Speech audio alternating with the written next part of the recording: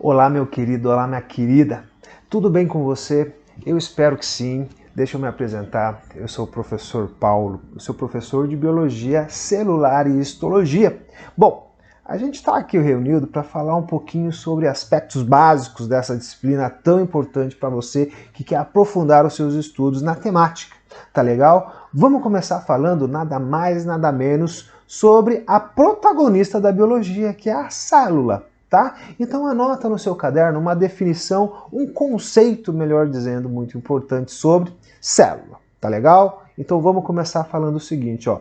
A célula pode ser conceituada como a unidade básica microscópica da vida.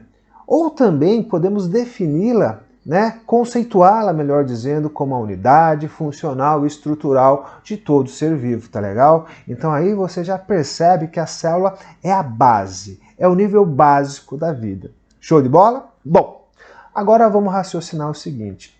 Existem, basicamente dois tipos celulares que existem, então formando diferentes tipos de seres vivos, tá legal? Temos as células procariontes e temos as células eucariontes. Professor, quais são exemplos de seres vivos procariontes e eucariontes? Coloquei aí no slide para você dar uma olhadinha. Então, se liga aqui, ó.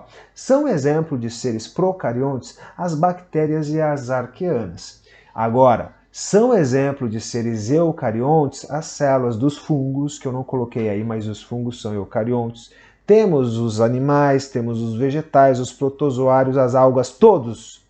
Todos esses seres são considerados seres eucariontes, mas é importante que você saiba por que um é eucarionte e por que o outro é procarionte. Isso é devido ao fato de algumas características importantes, certo? Então anota aí a principal característica que você deve saber para começar estudando sobre biologia celular. Bom, então lá vai.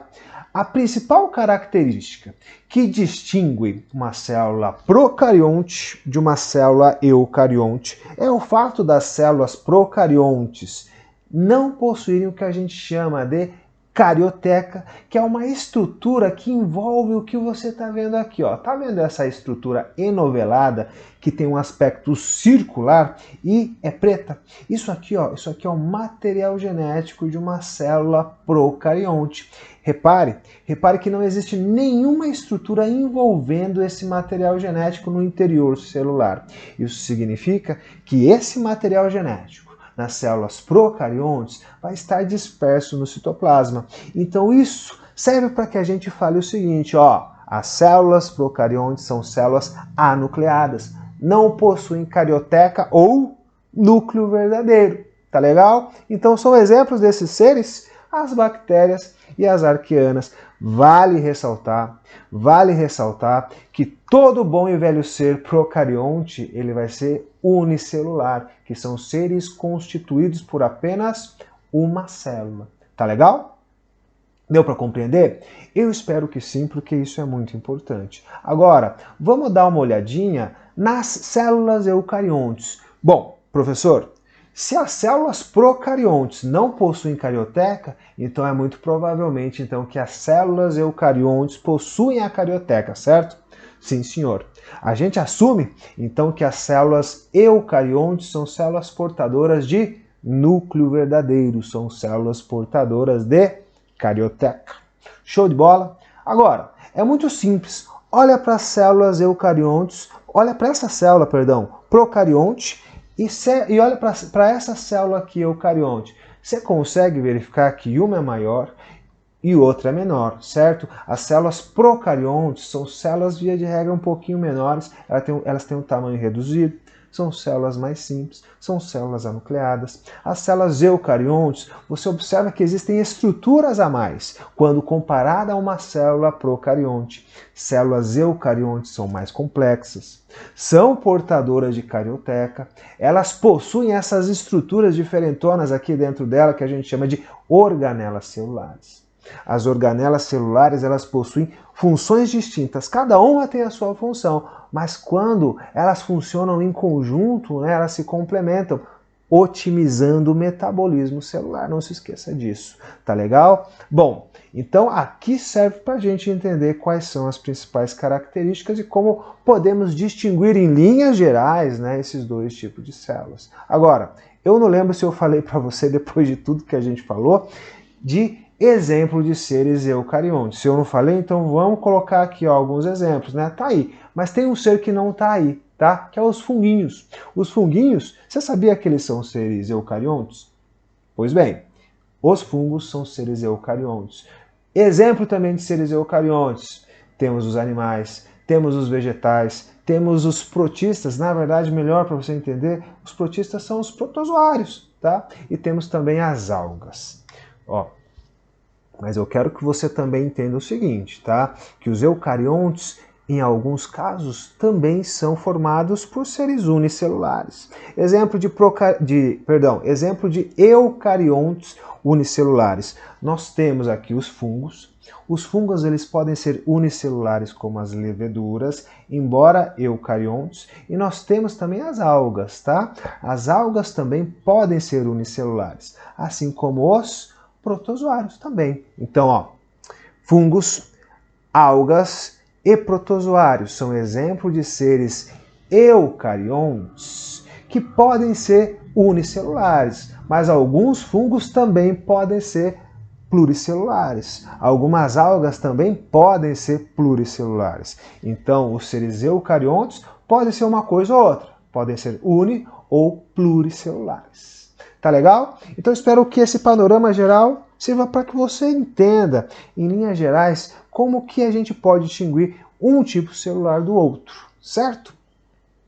Agora, o que eu quero que você entenda quando a gente analisa esse slide aí? Bom, eu estou apresentando para você uma classificação filogenética. A gente entende que esse gráfico, esse diagrama também pode ser chamado de árvore filogenética. Bom, isso aí serve para a gente contar a história evolutiva dos seres vivos e como eles podem ser classificados, seguindo alguns critérios como dados morfológicos, dados genéticos e dados químicos, tá legal? Quem criou esse tipo de classificação foi um cara muito importante chamado Carl Woese em 1990 e ele utilizou dados moleculares para classificar várias amostras de seres vivos. E o que ele verificou? Que basicamente os seres, tanto procariontes quanto eucariontes, basicamente podem ser agrupados em 3 grandes grupos biológicos que a gente chama eles de domínios, tá? O que isso significa, professor? Bom, vou te explicar. Então é o seguinte, ó.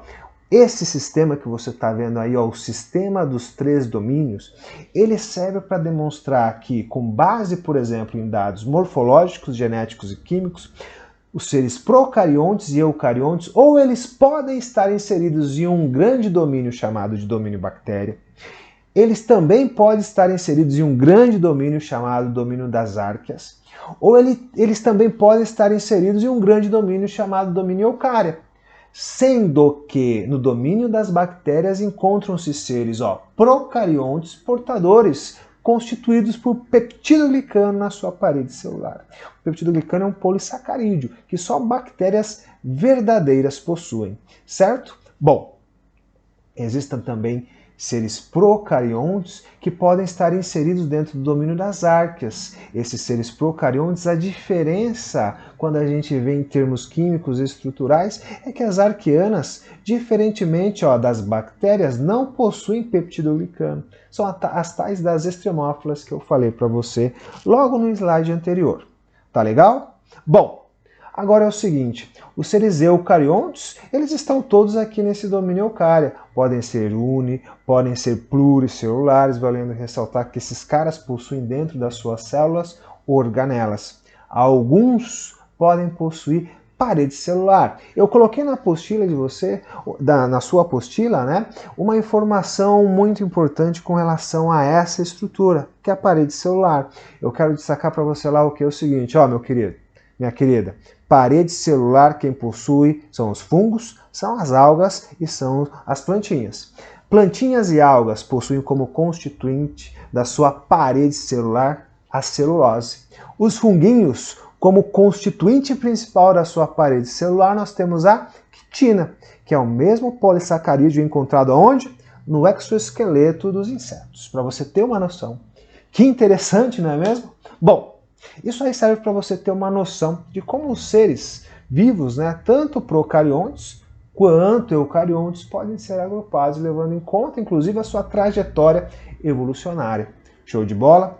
Outra coisa que eu quero destacar para você, que quando a gente estuda, todo bom e velho estudante, né, de biologia também tem que entender que a biologia é uma área de estudo muito ampla, né? O meio ambiente é complexo. O meio ambiente, ele contém inúmeros fatores e várias definições estão intrínsecas ali para a gente entender essa disciplina tão importante.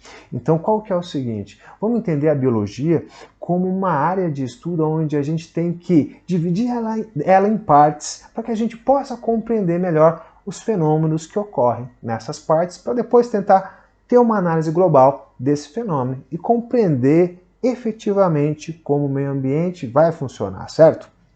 Professor, o que você quer dizer? Bom, eu quero falar para você que a gente divide a vida, por assim dizer, em níveis, para facilitar o estudo da vida, certo? Bom, então vamos compreender da seguinte forma, ó. A vida, ela basicamente tem como unidade básica, microscópica, estrutural e funcional a célula, certo? Uma célula é constituída, ó, por organelas. As organelas, elas são formadas por moléculas, certo? E as moléculas são constituídas por átomos. Quando a gente passa a entender que tudo isso está dentro de uma célula eucariótica, você percebe que como a gente só partindo do nível de uma célula, a gente já consegue estabelecer alguns níveis? Pois bem, agora pensa comigo, ó. Bom, qual outro nível eu posso explorar a partir de célula? Se você levar em conta que várias células formam tecidos e vários tecidos formam um órgão, eu tenho um outro nível estudado em biologia, tá? Bom, os órgãos por si só, eles garantem o que? O funcionamento de um sistema. E o sistema, ele proporciona o funcionamento adequado de um ser vivo, de um organismo, tá? Outro nível estudado de biologia, os organismos. Agora, o conjunto de organismos de uma mesma espécie forma uma população. E a população também é um objeto de estudo da biologia, é um nível de organização da vida. Então, outra característica quando a gente fala de população é quando a gente admite que o conjunto de populações de diferentes espécies podem habitar um único local. E essa já envolve uma outra definição. Isso aí é a comunidade, que é outro nível de organização da biologia. Agora, você imagina comigo que os seres que estão em uma área, que fazem parte de diferentes populações, imagina comigo que esses caras podem estabelecer uma relação de interdependência com os fatores abióticos que estão ali inseridos no seu ambiente. Então aí a gente já tem um ecossistema, que é a região onde os seres vivos de diferentes espécies e os fatores abióticos estabelecem interações de dependência. Tá legal? Então, ó, percebam que a gente pode estabelecer o nível de organização da vida desde o nível mais restrito de átomo até um nível muito amplo de ecossistema. Para finalizar, vamos imaginar que toda a vida que existe no planeta, né, ela pode ocorrer em diferentes compartimentos desse sistema que a gente conhece como sistema Terra. A vida pode ocorrer na litosfera, a vida pode ocorrer na hidrosfera, a vida pode ocorrer na atmosfera. Então todos esses compartimentos que proporcionam o estabelecimento, a permanência e o desenvolvimento da vida, a gente chama de biosfera, que é o conjunto desses compartimentos, que é o nível mais amplo de que pode ser estudado em biologia a vida, certo? Eu espero que essa pincelada rápida sirva para que a gente possa entender a importância de algumas definições de biologia e percebam como a célula pode ser considerada a base dos níveis de organização, porque a célula efetivamente, por ser autônoma e conferir, por permitir, né, a perpetuação da vida, é que gera e que permite a gente estabelecer diferentes níveis de estudo desse conceito tão importante. Tá legal? Então espero que isso possa ter facilitado os seus estudos. Agora aprofunde o seu conhecimento dos seus materiais. Muito obrigado e até a próxima.